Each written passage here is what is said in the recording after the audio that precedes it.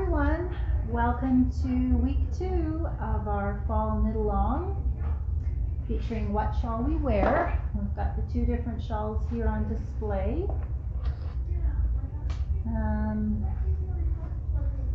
This is called the Ziggy Shawl. Designer is Hohi Locatelli on Ravelry. I'll put the links below in the comments. And this one is called Art Deco Fan Shawl. And it really is a fan favorite from all our knit-alongers. So this week we've had an extra hour of knitting time due to setting our clocks back. So I hope you've all enjoyed a little bit of extra knitting work on your projects. And also welcome to this week's new knit-alongers who've joined us. The knit-along is open for the month of November, so feel free to join in at any time. All the details are posted in our event page, Fall, KAL, knit-along, and it's called What Shall We Wear? So our new knit-alongers, we have Anna and Marnie, joining us from Port Elgin and London, Ontario. So hello to both of you. And this week I do have our grand prize on display, being put together with a handmade knitting basket, some reading material for knitters, some beautiful yarn hand dyed by Richard DeVries. He's our local dyer in Ontario, and a really cute little tool bag which has all sorts of knickknacks inside, from stitch markers to tape measure, snippers, and sew on labels for all your knit-worthy friends. So we'll be doing the live prize draw at the end of November, so the last Friday of the month. In the meantime, feel free to try and guess the incentive questions that are posted each week on the live video, because that will give you an extra ballot inside the ballot box. So originally everyone who has signed up for the knit along by participating by buying the chosen yarns and the patterns for the projects has had a ballot already put into the ballot box with their name on it. So each week till the end of the month we will be doing a little bit of trivia, and then one lucky trivia winner will get an extra ballot in the box. So that's what it's all about. Hi Karen, good afternoon to you. Hope it's sunny where you are. We've had sun and clouds today. Right now I think the clouds are moving in, but the good news is no snow. It's really been a great month in Ontario weather-wise. I have I think I have 1, 2, 3 knit-alongs to show you in the different colors. So maybe what I should do is start with describing the shawls and then the yarns for those of you who have not joined us last week or the week before to find out what we are doing. So the first shawl, Ziggy Shawl over on my left, is a top-down shawl, and it's knit on a 4mm with 2 skeins of wool local, which is all natural sheep wool, milled and grown in Yorkshire, England. So there you can get an idea of the size of this gorgeous shawl. So for those of you who love lace work and the more mindless nature garter stitch, you will love working on this one. It's really not a complicated pattern. It's repeated throughout. Hohi Locatelli is known for her patterns that are well written with charts and written directions, so you can choose what works best for you. And we have 3 colors left in stock. So this is the wool local, fingering weight. It just has that really nice granola feel to it. By granola I just mean it feels natural, it is natural, and you know you're working with good quality wool right from the mill. So the tips that I can give you for the Ziggy shawl this week, some of you have worked through the lace part, which it does start off right at the top. That can be a little bit annoying because you don't have enough stitches to really spread it out and see the lace work and the pretty little chevron effect that it's creating. But that's okay, it just gets you warmed up for the main event where you're going to have the full lace panels further on and also for the bottom border. So yes, the only tip I can give you this week is be persistent and don't give up. If you have a few errors in the lace work, try to put more markers on. So usually we just have stitch markers to designate the increased sections at the center spine and then also at the beginning of the row where we increase also. But why not put on more stitch markers so that you can mark every pattern stitch repeat in the lace work? It seems like it's a lot of extra work, and do you really need the markers there? Probably not, but it does give you extra insurance. And if you do make a mistake, at least you can pinpoint which section of the lace work it's happening in.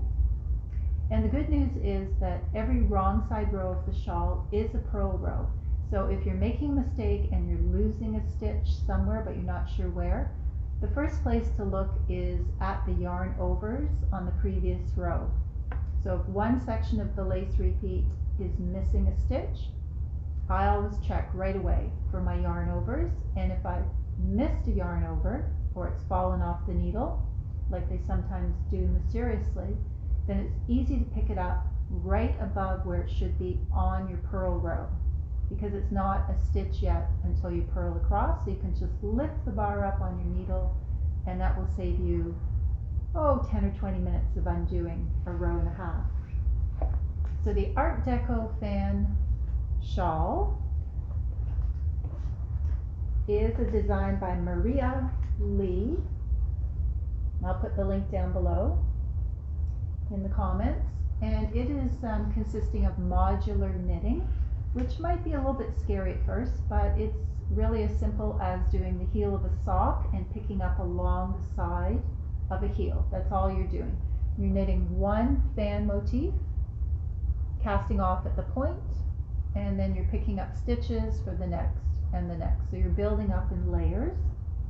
And this is a charted pattern. It has written directions for just casting on, but all the stitch techniques are on a chart. So you have to be comfortable with that or brave enough to try it for the first time.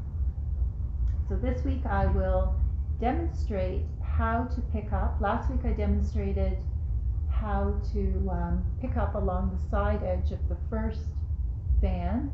So today I've got a few more fans in place, and I'm going to show you how to pick up that very important center stitch, which happens on line 2. And also we'll talk about color placement, and then I'm going to show you how to sew in the ends as you go, because for every fan motif you know there's going to be at least 2 ends. So if you leave them to the very end of the shawl, you'll be overwhelmed when you look at the wrong side. Why not just sew them in as you go, and then it's neat and tidy, and at the very end you just block it and you're ready to wear. And then we'll have our trivia at the end. So the yarn that we've used for the Ziggy shawl, I have one of our knit-alongers has loaned me her project, and it's in a beautiful navy blue which has a black fleck going through it. So I'll bring that up to the camera, and then you can see she's put on the extra markers to help her in the lace work.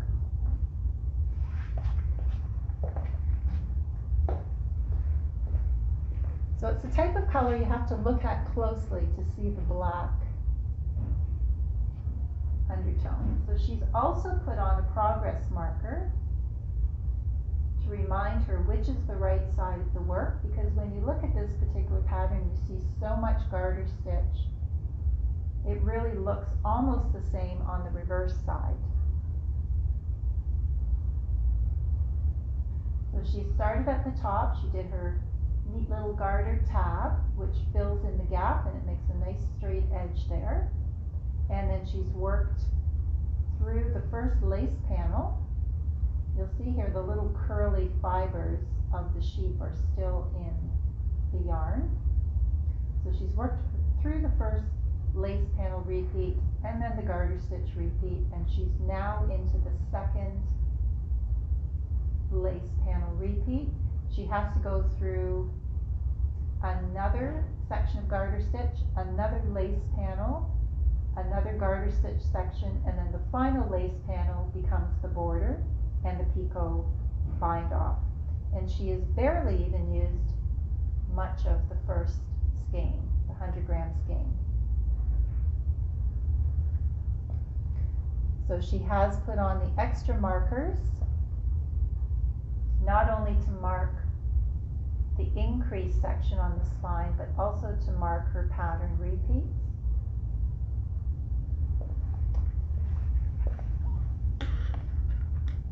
And then we also have a sample here of the Art Deco Fan Shawl in a very different colorway than what I've used for the shop sample. And I think this is just gorgeous. To me, it looks like the sunset and the sunrise. And I can't wait to see the next colors put into all these little modular sections. So the color used for this one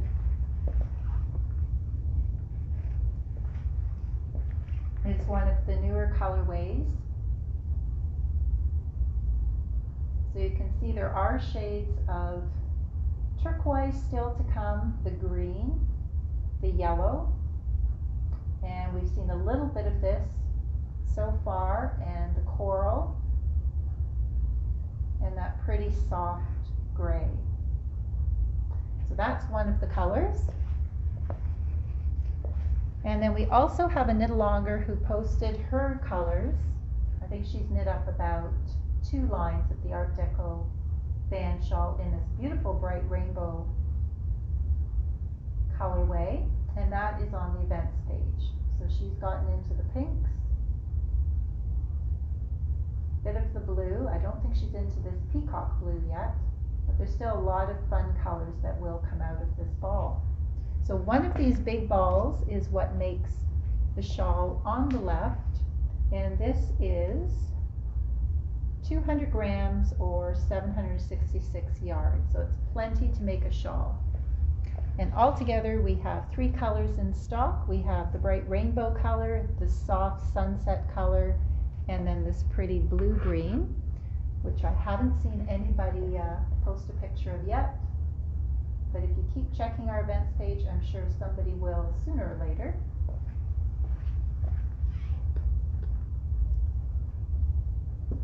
So I have my sample here, which I've been working on. It's the same color as our shop sample, which unfortunately has sold out. So there you can see I have my base fan. That's line number 1. Line number 2, I have the 2 fans on the right and on the left. So on the second line, to create this fan, I had to cast on half the number of stitches and then pick up the second half of the stitches along fan number 1.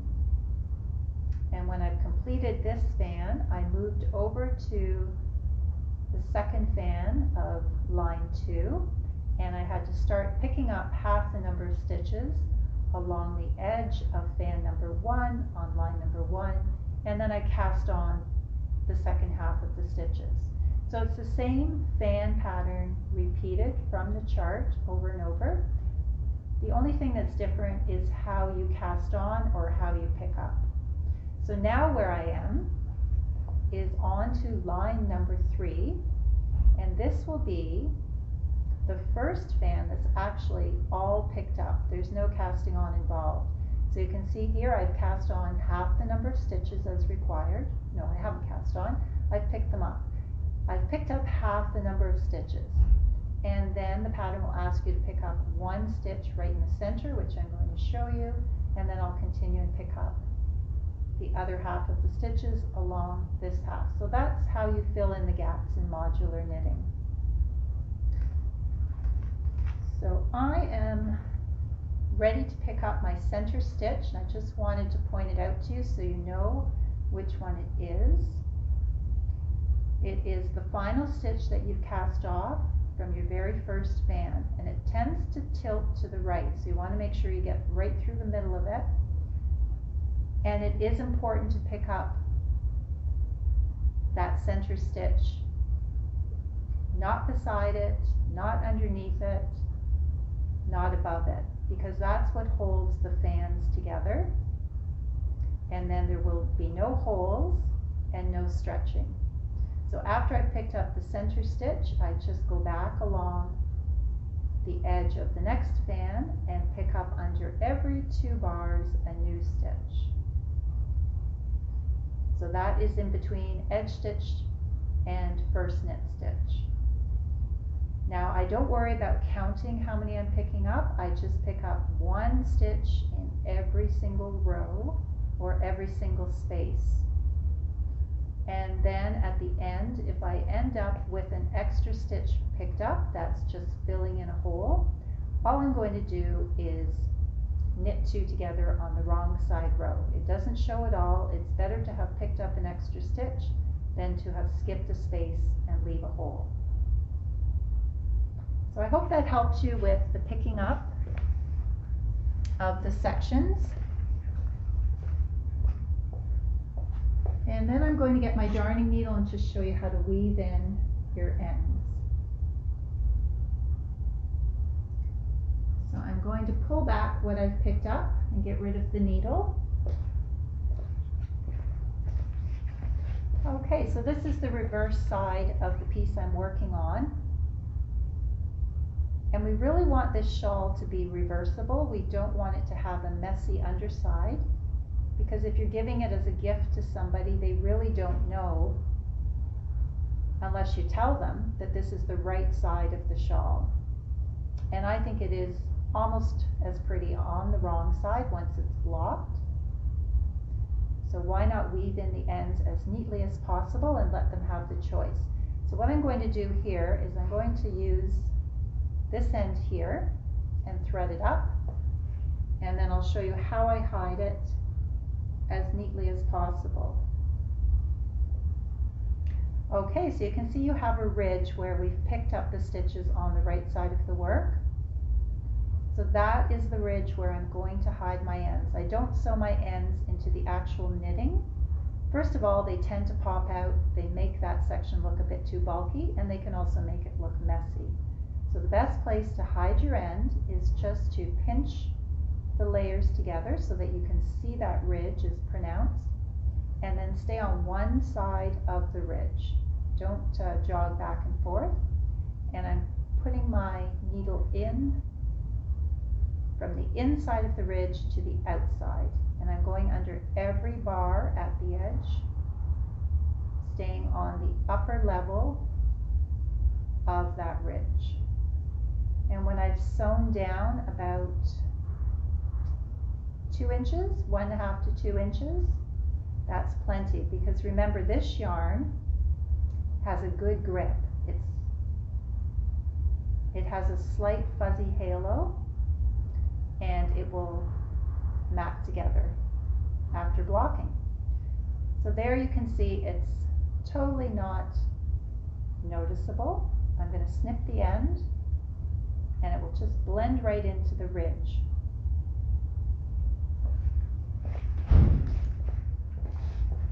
So that's a good tip for sewing in your ends as you go, instead of waiting till the final cast off and then being overwhelmed and spending 2 or 3 hours a night sitting there like a robot just sewing in end after end.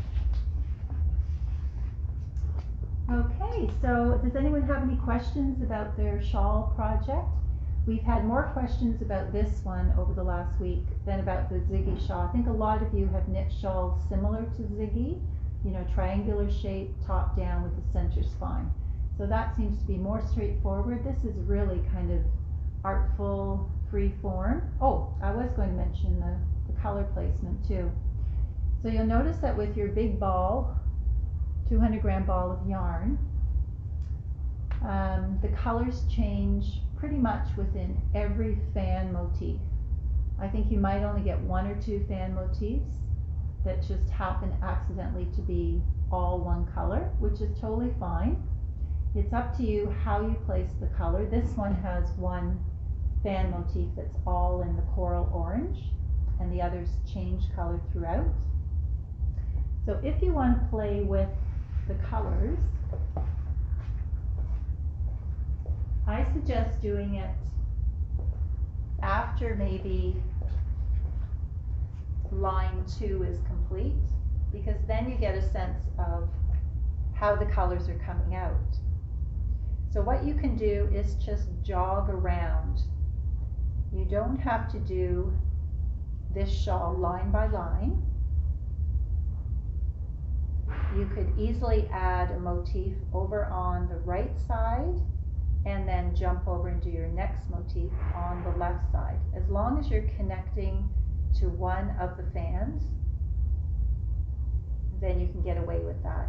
So if you feel that suddenly the ball of yarn is producing too much of the gray color and you're a bit tired of that, then instead of having one gray fan on top of another gray fan or beside a gray fan, spread it out a bit and maybe move some of the gray over to this side, and then when the color changes to that pretty flamingo pink, then you can start to spread that one out and put some of it over on the right side and some on the left and maybe some in the middle.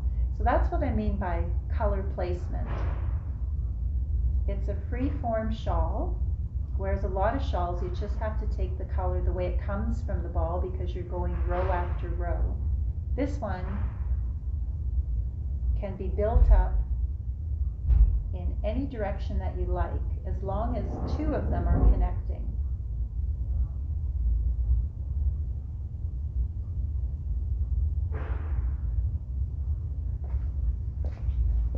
So I think you'll have fun with that once you get used to the pattern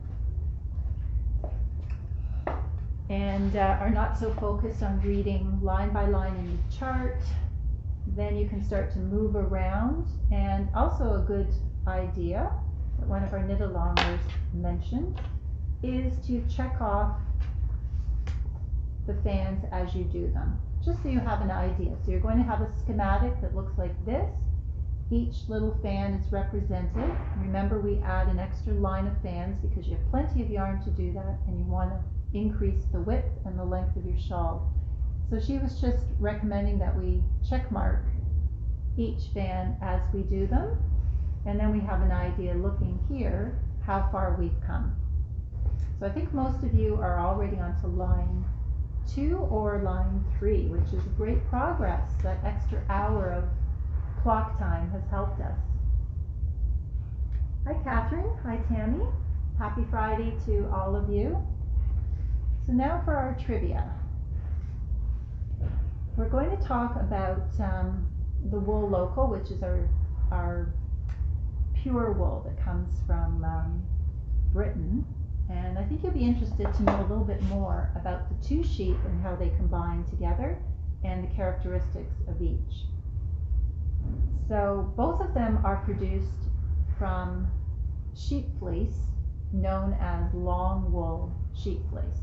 So long wool sheep are just primarily British sheep that have been producing the longest wool fiber. That means one fiber of the fleece is long, and when you spin that together you get a better quality wool. So long wool sheep are common in Britain. They produce the longest wool fiber with a large diameter. The large diameter is just one piece of the fiber. It's known as a micron. So it's the measurement used to determine the diameter of a wool fiber. The lower the micron number, the finer the fleece. For example, a human hair, if you pull a hair out of your mouth or out of your head, is approximately 70 microns. So one hair is 70 microns. You'll be surprised to know how much a sheep hair is. So wool local is a blend of the two long wool fleeces, Masham sheep with blue-faced Leicester sheep. We call it BFL, blue-faced Leicester. Masham sheep are a specifically developed breed, hardy enough to withstand British winters and their annual rainfall of 70 inches. They have a black and white spotted face and matching legs, and a very precious looking little tuft of curly wool that comes out of the top. Their fleece grows 6 to 10 inches long, and the micron count is 29 to 34. So you have to compare that to a human hair. That's 70 microns. BFL, or Blue-Faced Leicester, is one of the more popular sheep breeds in Britain. They have evolved from ancient crossbreeding of long wool sheep varieties. So there are other types of long wool sheep. It's a very small framed sheep with a high Roman nose and a velvety soft face in a pale blue-gray tint. The fleece is very fine and curly with a luster and a fiber diameter of 24 to 28 microns, which makes it thinner and bouncier than most long wools. It's one of the softest of the British fleeces. You'll notice the unmistakable drape and softness right away when knitting with BFL. And you'll find, if you're knitting this shawl, it is super bouncy. You can pull on it in multiple directions and it bounces right back. It also has lovely drape after blocking. This one, because it's still in the knitting stage, looks a little bit crimped, which is the natural look of the sheep fleece, but once it's blocked, all the fibers will straighten themselves out and fall neatly into place, and the stitches bloom and sort of fill in the gaps. So we'll talk about blocking next week, I guess, when we get closer to that. Okay, so we do have a trivia question, and again, we're not going with the fastest comment, we're just going with somebody who comes up with the right answer, and that person will get one extra ballot in our draw bucket towards the grand prize, which will be a live draw right here, the last Friday of the month. I think it's November 26th, I could be wrong. So name one other British long wool sheep. That's pretty easy. There's no standard answer because it can be one of many answers. So I'll let you work on an answer there, and I hope everyone has a great weekend full of knitting plans and other plans with family or friends, and I will be back next Friday, and we'll talk about, well, for this one we're going to talk about the half fan row, which is your top row before you do the cast off. There are some German short rows involved, so there's going to be a little bit more demos there. In the meantime, you can check our event page and you'll see if anyone has posted their works in progress, and also that's where we put all the tips and techniques if you're trying to catch up and maybe have missed last week's video. So happy knitting, everyone. We'll see you next Friday at 4.